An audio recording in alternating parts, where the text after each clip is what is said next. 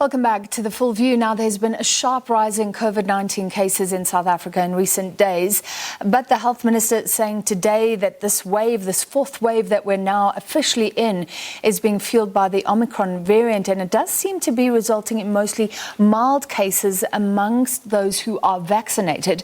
Minister Phaahla says government hopes the mild nature of the illness will continue to be the dominant feature. Now, there's something else happening here, making the picture a little more complicated. People are getting sick and they don't have COVID, they in fact have the flu.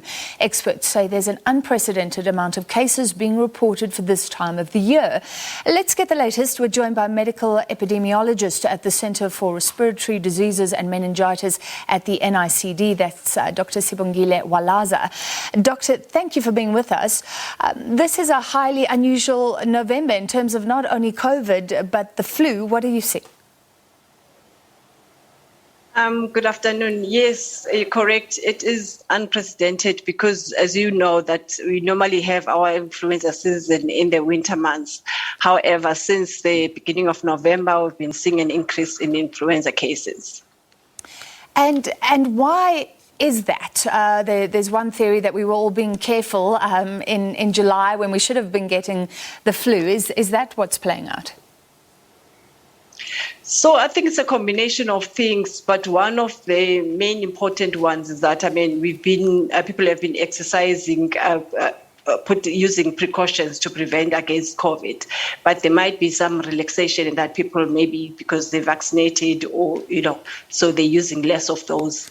And so that's probably why they're getting the influenza. The other thing is that we've not had circulation for the past 2 years. So it's possible that we've got quite a number of people who are now susceptible because of lack of immunity. And there are concerns about the swine flu, which emerged several years ago to much alarm. Is that something we should worry about? So, swine flu, and that's an incorrect term to use. So influenza A H1N1 was a pandemic in 2009. However, this strain has been circulating since 2010 and is being circulating as part of our seasonal strains. So it causes same type of influenza like you'd get with an influenza A H3N2 or influenza B. And the presentation is similar and the precautions should be the same and management should be the same. All right, now, all of this is very complicated because we're now in the fourth wave and we're seeing a huge spike in COVID cases and people are getting sick and they don't know what they've got. Is there any way to know, or do you have to go and get a test? So in terms of presentation, they're similar. They're both respiratory illness or infections, and they present with respiratory symptoms, maybe upper respiratory symptoms like fever and cough, or they can have a pneumonia. However, the only thing that you can do to differentiate between the two is to have the test. It's a laboratory test. When you do an influenza test, which will show that you've got influenza, or a test for COVID, which will show that you've got your COVID-19. And Doctor, how serious are these flu cases? When COVID began, when the pandemic was declared, a lot of comparisons were made between COVID-19 and the normal flu. And it was said that the death toll is lower and the transmission rate is lower for the normal flu. But some people still can die. It can be fatal. What are you seeing this November?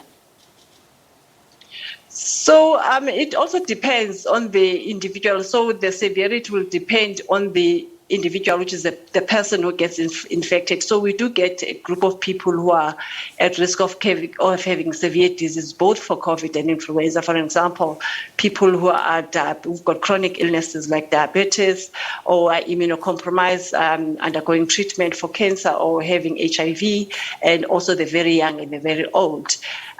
So the spectrum is wide. So they can move from a mild case to a very severe case. So I think that what's important is that for the people who are at risk of having severe disease, the best thing to do is to go and seek help, medical help, sooner rather than later. Yeah. But I mean, it can be as severe as having pneumonia or even resulting in death. And could there be even more pressure on the hospitals because of this unprecedented outbreak of flu at the same time as we enter the fourth wave?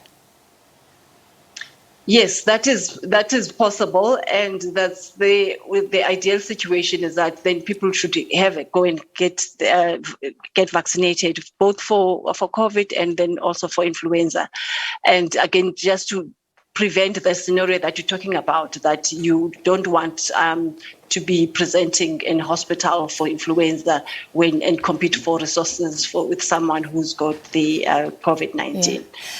Doctor, say you get flu this week and then the next week you are exposed to COVID-19. Could you be even more vulnerable because your immune system is lower? And let's end there. What can people do to protect themselves?